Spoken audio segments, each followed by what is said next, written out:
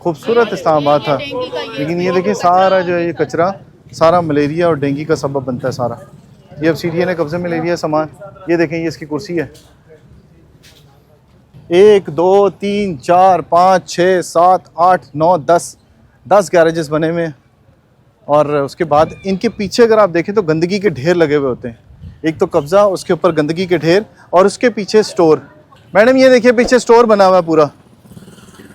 ये पार्क के अंदर देखें क्या हालत हुई हुई, कपड़े लटकाए हुए लोगों ने, ग्रिलें टूट गई हैं सारी सारा।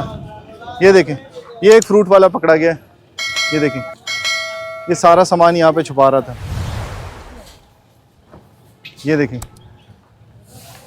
ये पूरी इसने अपनी मार्केट बनाई हुई थी यहाँ पे, और अब ये सामान यहाँ से उठा रहा था। अब असिस्टेंट डायरेक्टर ने यहाँ पर छापा मारा और यहाँ से ये सारा सामान अब सामने आपको नज़र आ रहा है। तो इस तरह की बहुत सारी आपको यहाँ पे छोटे छोटे बाज़ार नज़र आएंगे पूरे